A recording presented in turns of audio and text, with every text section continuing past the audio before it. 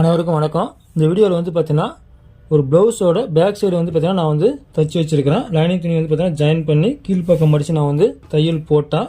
இதுக்கு வந்து பார்த்தீங்கன்னா இன்னும் நான் வந்து கழுத்து வந்து கட் பண்ணல. அதேமாதிரி பார்த்தீங்கன்னா ப்ளவுஸோட முன்பக்கம் ரெண்டுமே வந்து பார்த்தீங்கன்னா நான் வந்து ஏற்கனவே ரெடி பண்ணி வச்சுட்டேன். பார்த்தீங்கன்னா தெரியும், ஃபுல்லாக வந்து பார்த்தீங்கன்னா நம்ம வந்து கம்ப்ளீட் பண்ணிட்டோம்.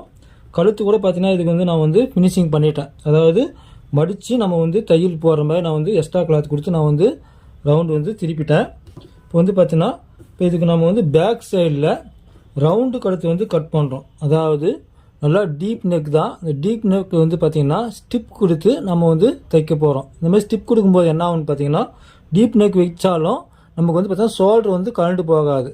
அதுக்காக தான் வந்து பார்த்தீங்கன்னா நம்ம வந்து பேப்பர் கேன்வாஸ் வந்து பயன்படுத்த போகிறோம். அதாவது சாதாரண ரவுண்ட் நெக் தான். அதை வந்து பார்த்தீங்கன்னா எப்படி ஃபினிஷிங்காக இந்த ரவுண்டு கழுத்து அழகாக வந்து தைக்கிறது அப்படின்றது தான் இன்றைக்கி நம்ம வந்து பார்க்க போகிறோம்.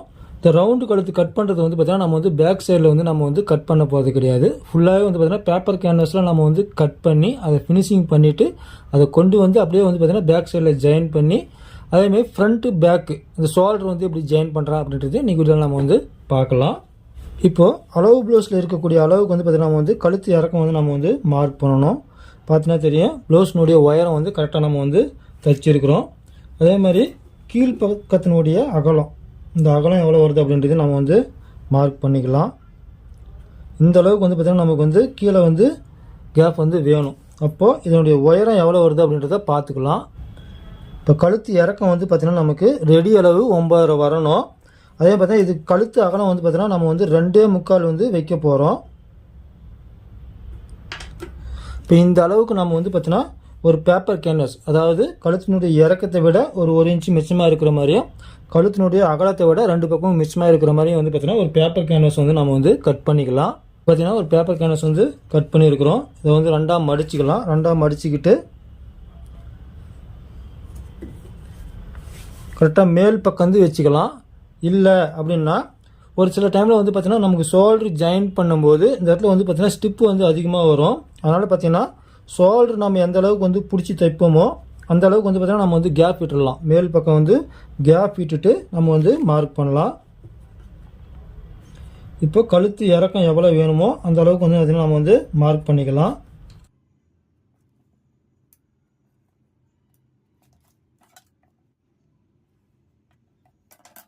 பார்த்திங்கன்னா நம்ம கழுத்தினுடைய அகலமும் கழுத்தினுடைய இறக்கமும் நம்ம வந்து மார்க் பண்ணிட்டோம். இப்போ நம்ம எந்த அளவுக்கு கழுத்து வந்து கட் பண்ணுறோமோ அதே அளவுக்கு தான் வந்து பார்த்திங்கன்னா ப்ளவுஸ்லேயும் நமக்கு வந்து வரப்போகுது. அதனால் வந்து பார்த்திங்கன்னா அளவை 1க்கு 2 முறை நம்ம வந்து செக் பண்ணி பார்த்து வந்து கட் பண்ணிக்கணும்.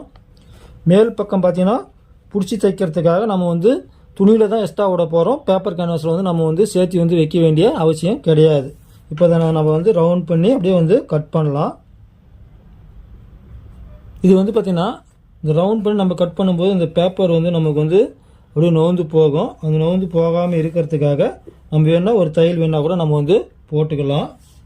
பெரிய தையல் போட்டுக்கலாம் பிரிக்கிற மாதிரி.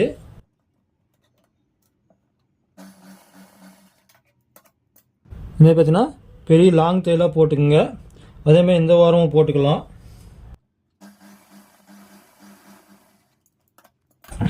இந்த மாதிரி தையல் போடும்போது நமக்கு வந்து பார்த்திங்கன்னா இந்த பேப்பர் கேன்வாஸ் வந்து பார்த்திங்கன்னா கட் பண்ணும்போது நோந்து போகாது. அதுக்காக வந்து தையல் வந்து போட்டிருக்கிறோம். இது வந்து பார்த்திங்கன்னா கட்டிங்கில் நமக்கு வந்து போயிடும். கட் பண்ணும்போது நான் வந்து காட்டுறேன். இப்போ வந்து ஃபஸ்ட்டு வந்து பார்த்திங்கன்னா இந்த உள் பக்கம் இருக்கக்கூடிய அந்த ரவுண்டு வந்து நம்ம வந்து கட் பண்ணிக்கலாம்.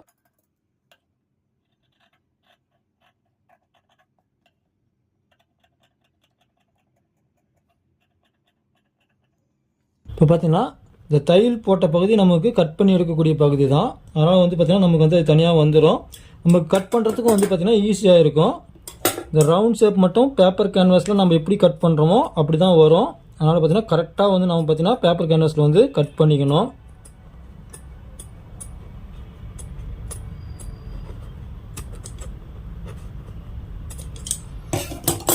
இப்போ நம்ம வந்து உள் ரவுண்டு வந்து கட் பண்ணிட்டோம். அடுத்து வந்து பார்த்திங்கன்னா வெளி ரவுண்டு கரெக்டாக வந்து பார்த்திங்கன்னா ஒரு 1 இன்ச் அகலத்துக்கு வந்து அப்படியே வந்து கட் பண்ணிக்கலாம். 1 இன்ச்சு இல்லை 1.25 இன்ச்சு இருந்தால் போதும் நமக்கு.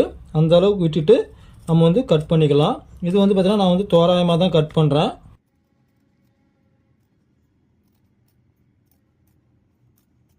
ரெண்டு பக்கம் தையல் போட்ட பகுதி வந்து பார்த்திங்கன்னா நமக்கு வேஸ்ட்டு தான். இது வந்து பார்த்திங்கன்னா நமக்கு கட் பண்ணுறதுக்கு வந்து சௌகரியமாக இருக்கும்.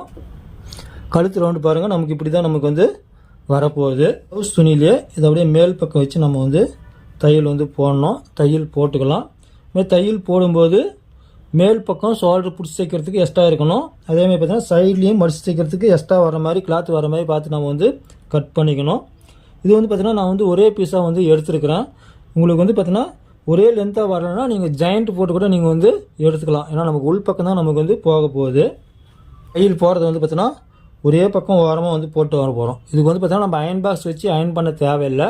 2 பக்கம் ஓரமாக வந்து தையல் போட்டு அப்படியே நம்ம வந்து பார்த்தீங்கன்னா ஃபினிஷிங் பண்ணிக்கலாம்.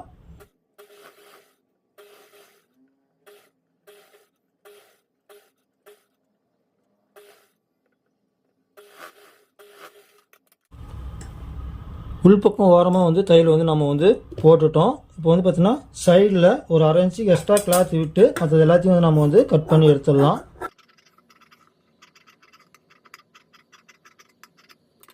இப்போது அப்படியே ஓரத்தில் மடித்து நம்ம வந்து தையல் வந்து போட்டுக்கலாம். மேல் பக்கம் பாருங்கள், ஷோல்டர் வந்து பிடிச்சி தைக்கிறதுக்காக 2 பக்கம் பார்த்தீங்கன்னா ஒரு 1/2 இன்ச்சு வந்து மேல் பக்கம் வந்து எக்ஸ்ட்ரா வந்து விட்டு இருக்கிறேன்.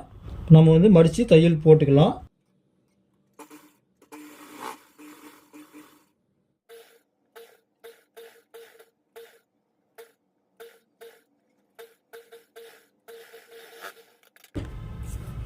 இப்போ பார்த்தீங்கன்னா நமக்கு பேப்பர் கேன்வாஸ் வந்து பிசு இல்லாமல் வந்து கம்ப்ளீட் பண்ணிட்டோம்.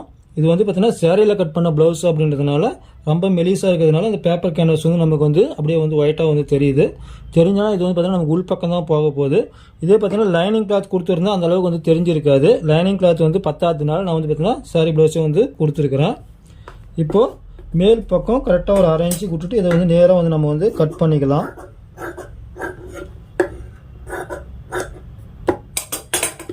இதை 2ஆக மடிச்சுக்கிட்டு சென்ட்ரு வந்து மார்க் பண்ணிக்கலாம். அதே மாதிரி கீழ் பக்கமும் இந்த சென்ட்ரு வந்து நம்ம வந்து மார்க் பண்ணிக்கணும். ப்ளவுஸோட மேல் பக்கம் நல்லா நம்பிச்சுங்க. ப்ளவுஸோட மேல் பக்கம் 2ஆக மடித்து சென்ட்ரு வந்து பார்த்திங்கன்னா இந்த இடத்துல நம்ம வந்து கட் பண்ணி விட்டுடலாம். கீழ் பக்கம் அதே மாதிரி மார்க் பண்ணிக்கலாம். இந்த மாதிரி சென்டர்லாம் நம்ம வந்து கரெக்டாக வந்து மார்க் பண்ணும்போது நமக்கு வந்து இந்த அளவுகள் வந்து நமக்கு வந்து மாறாது. இப்போ பார்த்தீங்கன்னா மேல் பக்கம் இருக்கக்கூடிய இந்த 2 சென்டரையும் வந்து பார்த்திங்கன்னா கரெக்டாக ஒன்றா வச்சுக்கலாம். கீழ் பக்கம் பார்த்தீங்கன்னா இந்த கரெக்டாக கோடு எங்கே இருக்குதோ அதுக்கு நேராக வந்து பார்த்திங்கன்னா சென்டர் மார்க் வந்து கரெக்டாக நம்ம வந்து வச்சுக்கலாம். இப்போது நான் வந்து தையல் போட போகிறேன். தையல் போடுறது வந்து பார்த்திங்கன்னா இந்த பேப்பர் கேன்வாஸ் ஓரமே போடணும். பேப்பர் கேன்வாஸ் மேலே வந்து போடக்கூடாது. ஓரமே வந்து தையல் வந்து போட்டுட்டு வரணும். தையல் போகிறது வந்து பார்த்தீங்கன்னா நான் வந்து சென்ட்ரலேருந்து தான் போட போகிறேன். எப்பவுமே பார்த்தீங்கன்னா சென்ட்ரலேருந்து போடுங்க. அப்போ தான் ஏதாவது சுருக்கு இருந்தால் கூட நம்ம தையல் போட்டு வரும்போது மேல் பக்கமாக போயிடும். நீங்கள் மேல் பக்கம் வந்து போயிட்டு வந்தீங்கன்னா அந்த சுருக்கம் வந்து பார்த்தீங்கன்னா ஒன்று கீழே இறங்கிக்கும், இல்லைனா ஒரு பக்கம் சைடில் வந்து நமக்கு கழுத்து வந்து இழுத்துட்டு போகும்.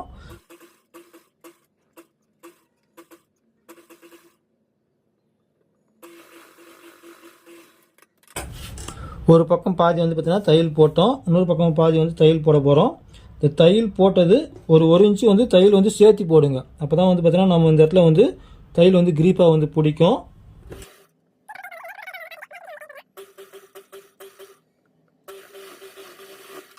இதுக்கு வந்து பார்த்தீங்கன்னா நான் வந்து டபுள் தையல் வந்து போடுறேன். ஏன்னா மேல் பக்கம் வந்து பார்த்தீங்கன்னா பைப்பிங் அகலத்து தான் வந்து தையல் போட போகிறோம். அதனால் வந்து பார்த்தீங்கன்னா நான் டபுள் தையல் உள்ளே போடுறேன். இல்லை நீங்கள் ஓரமாக போடுறதா இருந்தால் ஒரே தையல் போதும். நீங்கள் மேல் பக்கம் திருப்பி கூட ஓரமாக வந்து போட்டுக்கலாம். ஒரு 1/4 இன்ச்சுக்கு நம்ம வந்து துணி வந்து விட்டுட்டு மிச்சத்தை எல்லாமே வந்து பார்த்தீங்கன்னா கட் பண்ணி எடுத்துடலாம்.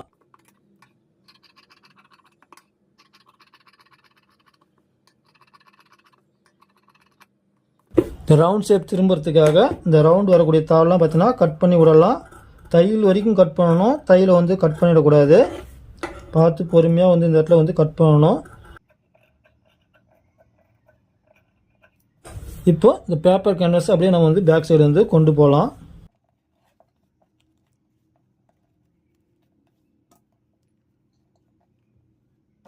அடுத்து பார்த்தீங்கன்னா இந்த கழுத்து ஓரமே ஒரு 1/4 இன்ச்சு அகலத்துக்கு, அதாவது ஒரு பைப்பிங் கொடுத்தா எப்படி இருக்குமோ அந்த அளவுக்கு வந்து பார்த்தீங்கன்னா ஓரமாக வந்து தையல் போடுறேன். அதாவது நல்லா நெருக்கமாக வச்சு நம்ம வந்து உள் பக்கம் அந்த துணி பிடிச்சி தைச்சோம் இல்லைங்களா, இது மேலேயே வந்து தையல் வந்து விடணும். அப்போ தான் வந்து பார்த்தீங்கன்னா அது ஓரத்தில் வந்து பைப்பிங் கொடுத்த மாதிரி நமக்கு வந்து இருக்கும். நம்ம வந்து தையல் வந்து போட்டுக்கலாம்.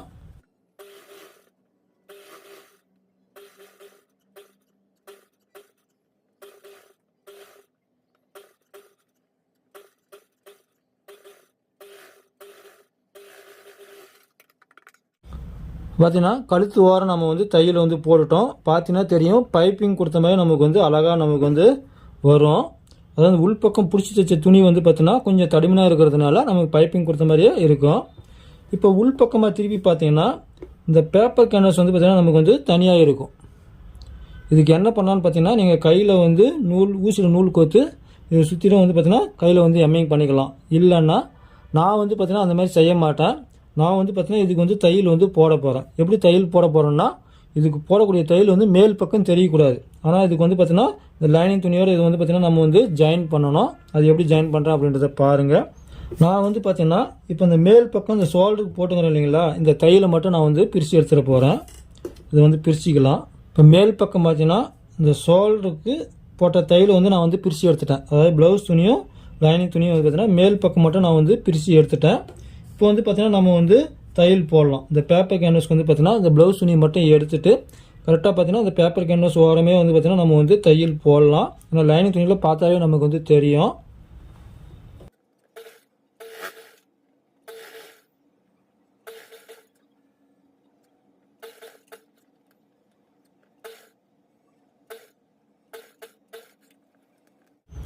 இப்போ பார்த்தீங்கன்னா ஒரு பக்கம் ஓரம் ஃபுல்லாக நம்ம வந்து பார்த்தீங்கன்னா பேப்பர் கேன்வாஸ் ஓரம் வந்து தையல் வந்து போட்டோம். இது வந்து தையல் வந்து பார்த்தீங்கன்னா சென்டர் வரைக்கும் வந்துடும். ஒரு பக்கம் வந்து பார்த்தீங்கன்னா கழுத்தோட சென்டர் பகுதி வரைக்கும் நம்மளால் வந்து போட முடியும்.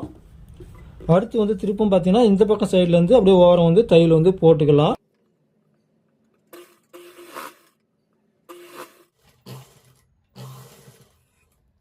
இந்த பக்கம் பாதியும் வந்து தையல் போட்டுக்கலாம். இல்லை உங்களால் போட முடியலன்னா எது வரைக்கும் போட முடியுமோ அது வரைக்கும் நிறுத்திட்டு கீழே மட்டும் நீங்கள் வந்து கையில் வந்து எம்மிங் பண்ணிக்கலாம். அடுத்து வந்து பார்த்தீங்கன்னா நம்ம வந்து ஷோல்டர் வந்து ஜாயின் பண்ண போகிறோம். அது எப்படி ஜாயின் பண்ணுறது அப்படின்றத பார்க்கலாம். அடுத்து வந்து பார்த்தீங்கன்னா ஃப்ரண்ட் வந்து எடுத்துக்கலாம். ஃப்ரண்ட்டில் வந்து பார்த்தீங்கன்னா ஏற்கனவே நான் வந்து பார்த்தீங்கன்னா கழுத்து வந்து ஃபினிஷிங் பண்ணிட்டேன்.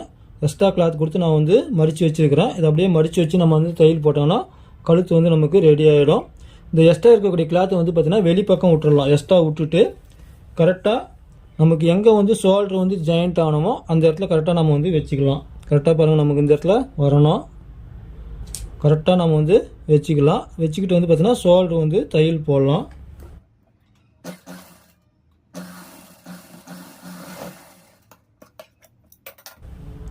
இப்போ தையல் வந்து ஃபஸ்ட்டு ஒரு தையல் போட்டோம். ரெண்டாவது தையல் போடும்போது கரெக்டாக நமக்கு வந்து இந்த பேப்பர் கேன்வாஸ் அளவுக்கு வந்து பார்த்தீங்கன்னா இந்த கிளாத்தை வந்து அப்படியே மேல் பக்கம் மடித்து நம்ம வந்து தையல் போட்டு வெளியே கொண்டு வந்துடலாம்.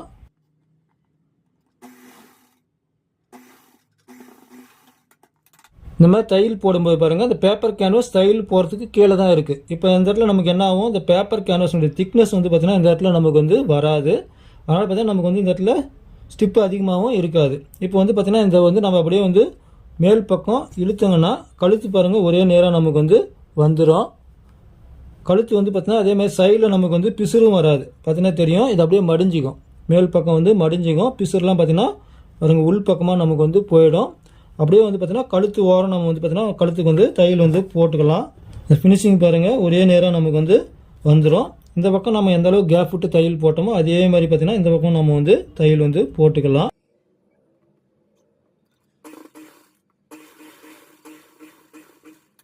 வந்து ஷோல்டர் வந்து ஜாயின் பண்ணிட்டோம்.